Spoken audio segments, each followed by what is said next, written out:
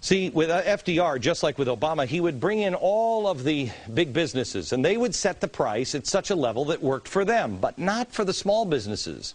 One example of this was in the tire industry. The Ferris Tire and Rubber Company of Newark, Ohio. You, of course, remember Ferris, and you may have some of the Ferris. No, you don't have any Ferris tires? That's weird, because they were a very successful small tire company with about 1,000 employees run by Carl Ferris. He was a well-respected man in the community. At the time, FDR brought in, well, not Ferris, but 3 other groups. Brought in Goodyear, Goodrich, and Firestone, but not Ferris. It's weird that you've not heard about him, but you've heard about these guys.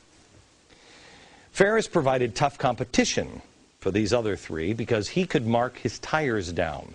So when the big 3 wrote the new price codes, Ferris was in a jam because the price codes were higher than the discount prices he was charging.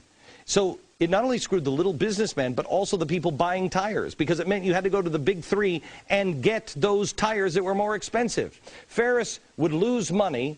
He would eventually have to lay off each and every employee. Ferris was an honest man, so he followed the new rules and he lost money. He fired everybody in the end. There were others that didn't follow the code.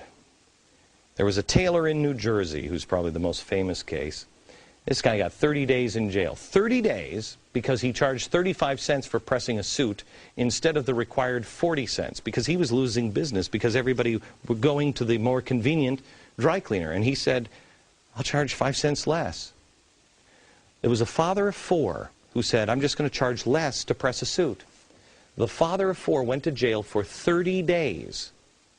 He had really believed FDR when FDR said, I'm going to help the little man. He actually stood in the courtroom in stunned silence when his sentence was announced. He stood there and he looked at the judge, and then he looked at his attorney. He said later he was hoping that it was a joke. FDR and the New Deal changed the country. Agree or not with what happened or what direction we went to, it did change our direction. These agencies didn't exist before. These are the agencies that FDR created during the New Deal. Okay? Big government. We have never done this before. Big government. These are all of the agencies that he created under the New Deal. 2 pages. It's a lot. It transformed America. And each of these create more regulations. For every law that is passed, 10 regulations. How many are these actually making?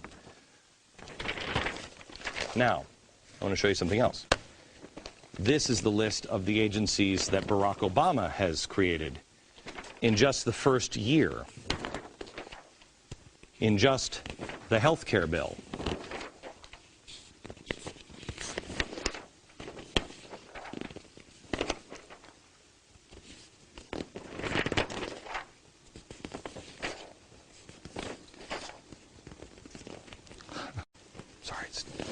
Sorry it's taking so long. I just want to show them to you. This is just in one bill. I can see now why they're trying to get you to make videos on the benefits of regulations, because I have news for you. There's a whole lot more regulation headed your way. And as history tells us, that's not a good thing for the little guy. Progressive reforms have failed over and over and over again. I'll show you some more of them and what could be our future next.